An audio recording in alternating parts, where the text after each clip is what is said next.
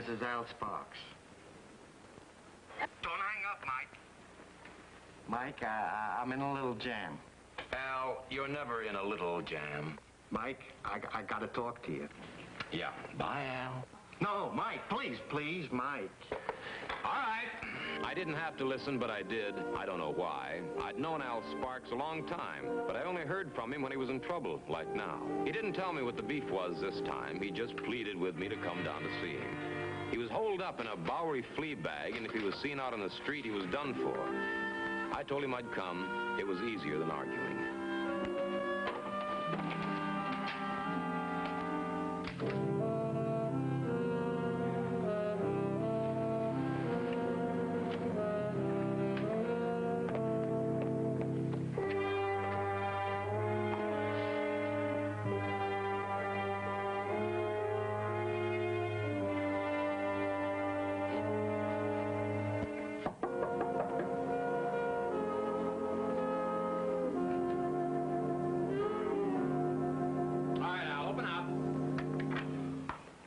Thanks for coming, Mike. Yeah, boy, you really are hiding out this time, aren't you?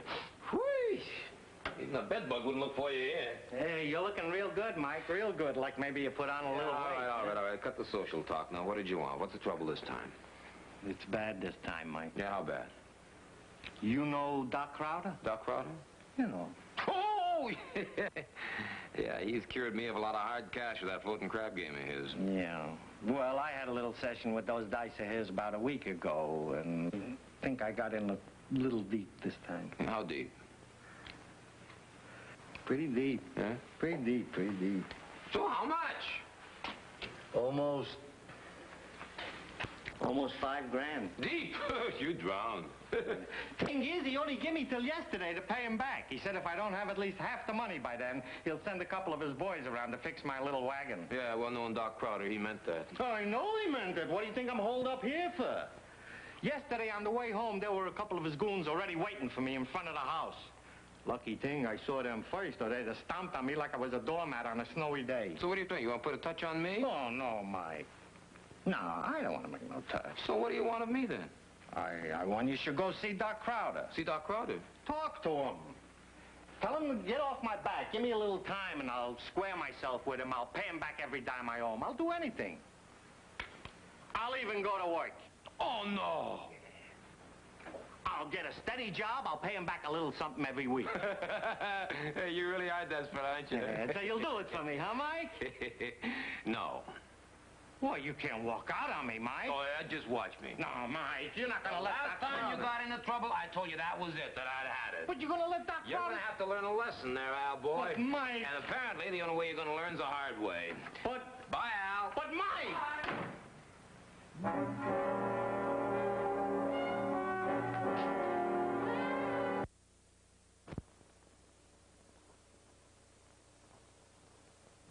Two weeks went by. I heard rumors that Al Sparks had lammed out of town. All I knew for sure was that Doc Crowder and his sluggers hadn't caught up with him.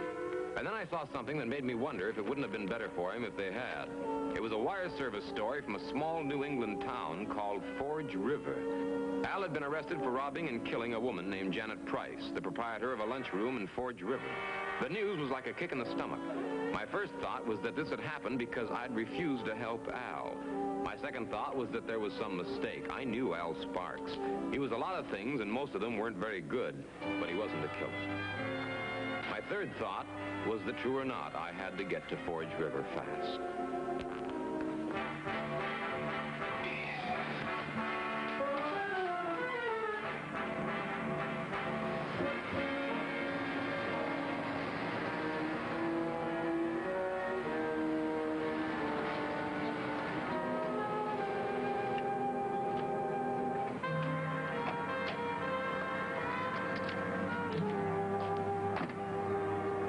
After checking the airlines and the railroads, I found the fastest way to get to Forge River was to drive.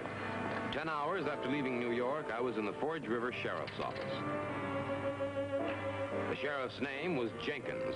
He was about as hospitable as an Arctic winter, and getting any information from him was like pulling rusty nails from a 2x4. But I finally learned that Janet Price had been shot and killed when she surprised a robber in her lunchroom when she returned to it unexpectedly after closing up for the night. The thief had shot and killed Janet and made off with $2,500. So how'd you happen to have that much dough on hand? How do I know? Maybe she was hoarding it. What difference does it make? Well, what made you suspect Al Sparks? I didn't at first. I just went to the hotel room to talk to him. Because I knew he'd been working for Janet Price for over a week and a half. He was packing to leave town. And you found $2,500 on him. That's right. I also found this revolver under the mattress of the bed. I had a ballistic test run on it. It's the gun that killed Janet, all right? Mm-hmm. Can I talk to Al Sparks now?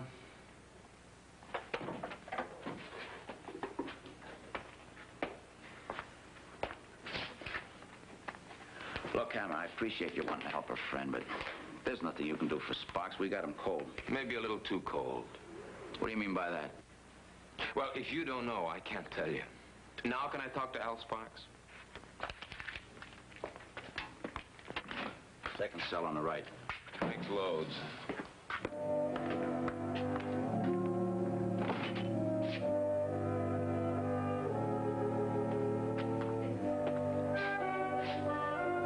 I don't know how the gun got in my room. I swear I never saw it before. What about the $2,500, sir? Janet gave it to me. Gave it to you. Gave it, loaned it. What's the difference? Look, I knew Janet from New York. 5, maybe 6 years ago, she came there from this boy trying to break into show business. She beat her head against the wall for a couple of years, and then she came back here. So, when I decided to become a Lamister, naturally, I thought of her first. I knew she had this little lunchroom she got from her mother when the old lady died. So you figured she could raise some dough for you?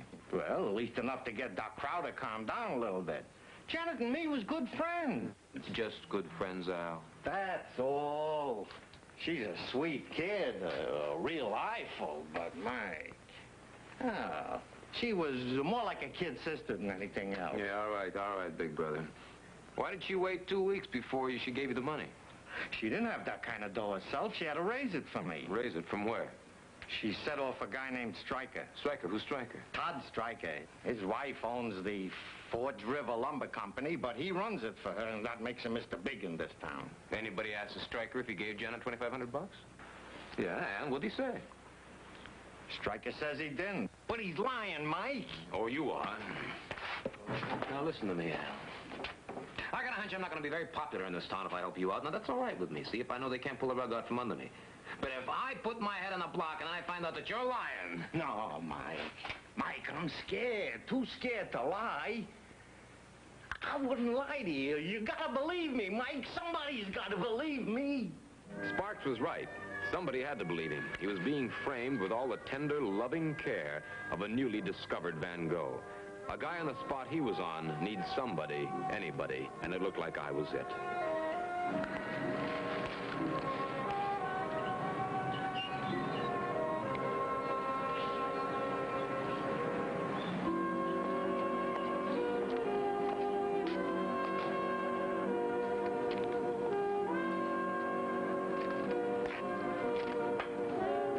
Hello there. You must be that killer's friend from New York. Mike Hammer, the sheriff said your name was? My name's Stryker. Oh, you got a ticket.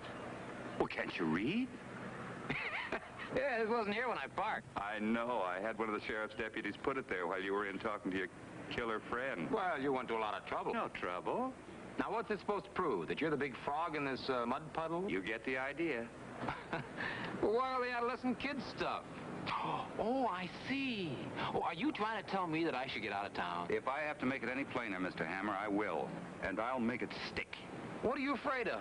That I'll find out why you lied about the $2,500 you gave Janet Price that the sheriff found on Al Sparks? I'm not afraid of anything, Mr. Hammer. I didn't lie about anything. And I'm not going to have you or anybody else come into this town and try to make it appear that I did. You hear? Uh-huh. Yeah. Now you hear this. Al Sparks is being railroaded for something he didn't do. Now, I'm going to find out why if I have to take this whole town apart, piece by piece, and stack it on your front porch. And as for this, good luck. Just a minute.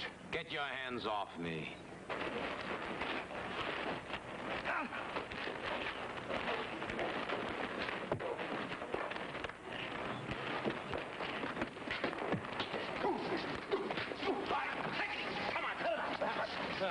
Take it easy. One. fine. You need me, I'll be in the hotel. I'll see you around.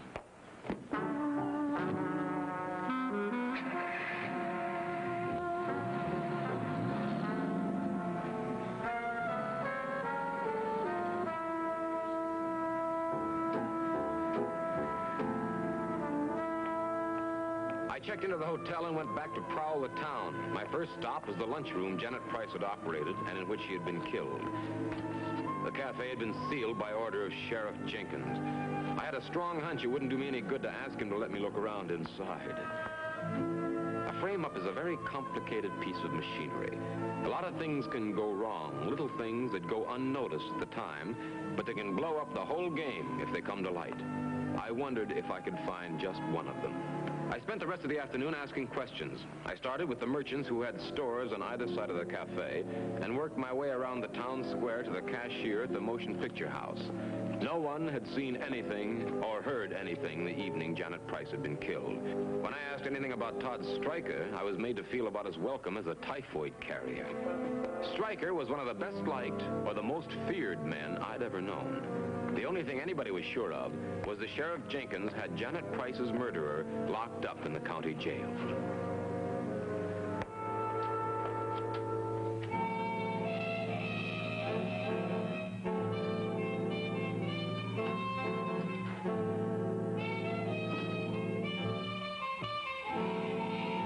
Need any help? Oh, hi. Well, aren't you even a little curious about how I got in here? Yeah, oh, I imagine you'll tell me if it's important. Oh, it is. See, I live upstairs. And, my key fits your room. And your key fits my room. In fact, everybody's fits everybody's. Now, isn't that interesting? Yeah, very. I thought you'd think so. It explains, for example, how a gun could be put in somebody's room without their knowing anything about it. Uh-huh. Of course, it doesn't explain who put it there. No, it doesn't, does it? No. Oh, I'm Kate Carter. Oh. I'll tell you what. I'll call you Mike if you call me Kate. Yeah, fair enough. You know, Mike, actually, I haven't been in this town too long, but in my line of work, I get to know... What is your line of work? Oh, I'm, a waitress. Oh. Anyhow, as I was saying, I get to know people pretty well. Yeah, especially men, huh? Who else? Tell you, in 5 minutes, I could give you more information about Forge River than you could get out of those hayseeds in 50 years. Yeah, like, for example, who planted the gun in Al Sparks' room? He pays your money and you takes your choice. How much money? $2,000. Dollars? Mm-hmm. Well, honey, that ain't hay. No, and it's not buttons, it's money. And I'm going to need it to travel on if I talk to you. Well, I don't carry that much dough with me. Can you get it? Well, yeah, maybe by noon tomorrow. You have just made yourself a date, honey. Listen, what you gotta sell better be worth the price. Oh, it is. It is. Yeah, well, I'd like a sample if you don't mind. Oh, now, look, I can't give my samples away. Okay. Do you think Janet Price could get $2,500 out of Todd Stryker just because he liked her little old blue plate special? Noon tomorrow, Michael? I made a call to New York, and by 10 o'clock the next morning, a money order for $2,000 had arrived at the Forge River Telegraph office. I was going to see Kate Carter right away, but Sheriff Jenkins changed my plans. What's on your mind, Sheriff? It's about Kate Carter. What about her? Well, maybe you can tell me. She's disappeared. Disappeared? Why don't we go across to the park and talk about it? Kate Carter had been reported missing when she had failed to show up for a date the night before, and after it was discovered that her room at the hotel had not been occupied since the day before.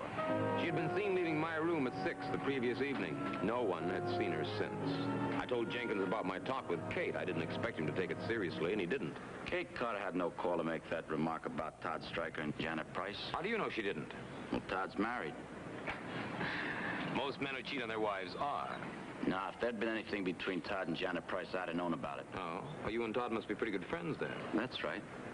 Todd helped me become elected sheriff of this county. And that's no secret around this town. I know Todd and I know Kate Carter. She'd do anything or say anything just as long as there was some money in it for her. Yeah, well, we'll see. It's only 10:30 now. My date with her wasn't until noon. Maybe she'll show up after all. You know, if Kate had something incriminating on Todd, if she saw somebody put a gun in Al Sparks' room, why didn't she tell me? Oh, come on, Jenkins. Don't be naive.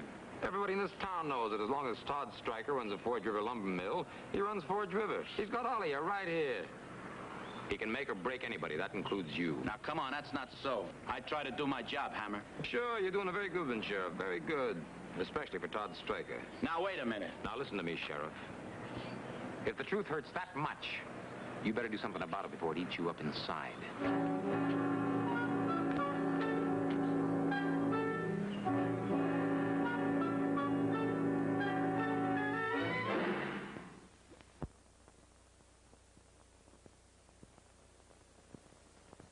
After leaving Jenkins, I went to the jail and asked Al Sparks if he knew anything about an affair between Stryker and Janet Price. He didn't. But what was even more interesting was the fact that during the 2 weeks Al had worked for Janet, Stryker hadn't stopped into the cafe for even so much as a cup of coffee. Maybe it meant something, maybe it didn't. It sounded to me like the behavior of two people with something to hide. But whatever it meant, I knew I couldn't tiptoe around the problem any longer. I had to go straight to the guy who had the answers, Todd Stryker. My first stop was my hotel room. I wanted to be properly dressed for a showdown with Stryker. It still wasn't noon, but I wasn't going to wait to see if Kate Carter showed up. But I wanted to hear from Stryker. I was going for broke.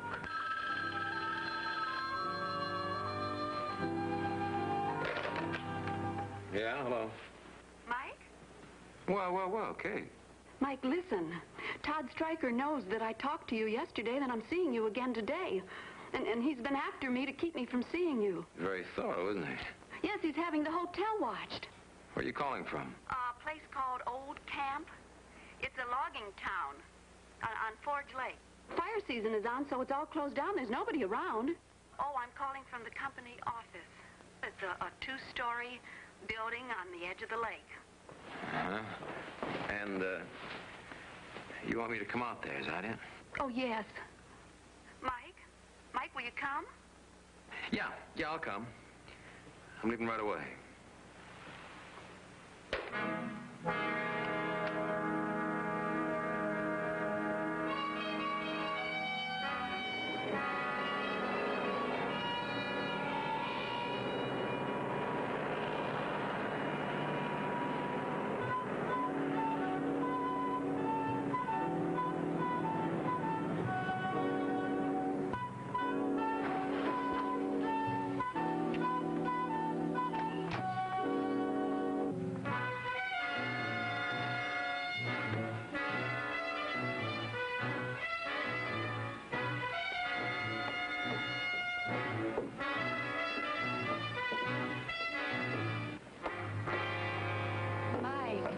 Took you so long? Well, I took a wrong turn. Well, come on in.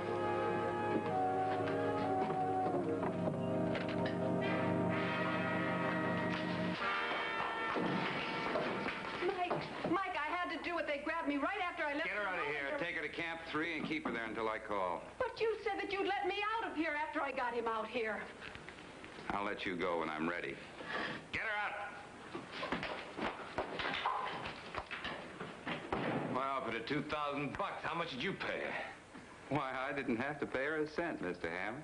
Oh, yeah, that's right. I keep forgetting. You're the guy who runs things around here, aren't you? Don't worry about it. I'll keep reminding you.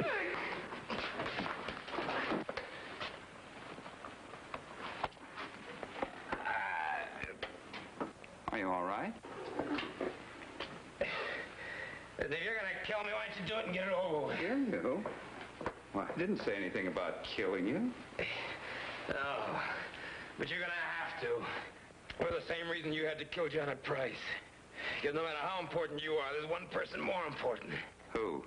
Your wife. She owns the Forge River Lumber Company, every stick of it. And if you lose her, you lose everything. I'm not going to lose her, Mr. Hammer. Well, you would have lost her if you hadn't killed Janet Price. And you're gonna have to if you don't kill me. What do you want, Mr. Hammer? What did you come to Forge River for? Help a friend out of a jam. Al Sparks, a stupid little tout, a tin-horn gambler? No. Man like you doesn't stick his neck out for a little creep like that. He doesn't, huh? What guys like Sparks, I can buy and sell for a dime a dozen. Maybe, if they're for sale. Sparks isn't. All right.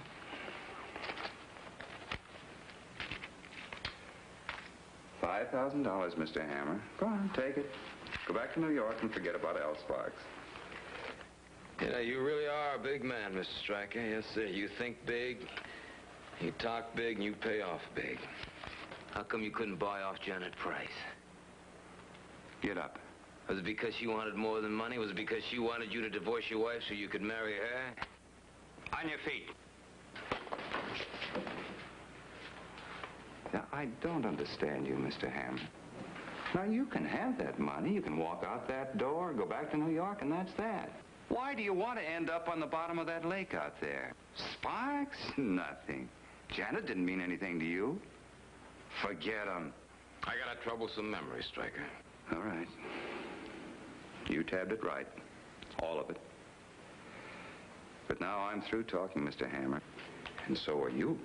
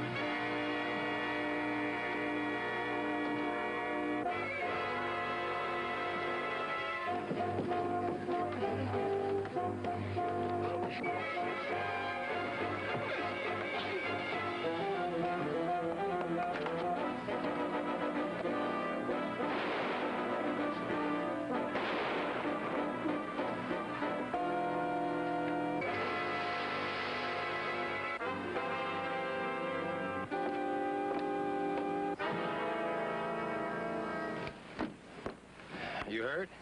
I just nicked me. Yeah, you had me worried for a minute there. I didn't know whether you were outside that window or not.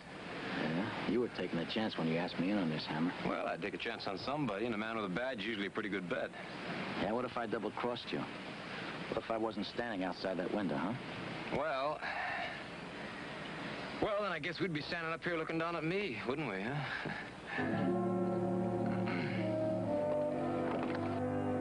The death of Todd Stryker didn't throw the town of Forge River into deep mourning. In fact, I thought I heard it give a small sigh of relief, but then, of course, maybe I was just imagining things. Sheriff Jenkins had picked up Mayo and Kate at Camp 3, and now I was ready to go back to New York. I stopped by the jail to pick up Al Sparks. Oh, Hammer. I was just coming over to the hotel to see you. Oh? Sparks is gone. Gone? Gone where? He caught the 5:10 for Albany. Albany? Why, the little sneak. But he told me to give you a message. Yeah, what'd he say? What'd he say? He said he'd see you back in New York after you talked to his doctor. Doctor? Yeah. He said, tell Hammer I'll see him back in New York after he's fixed things with Doc Crowder. Oh, good luck. Oh, Hammer, he also said you'd make good the 20 I slipped him for pocket money.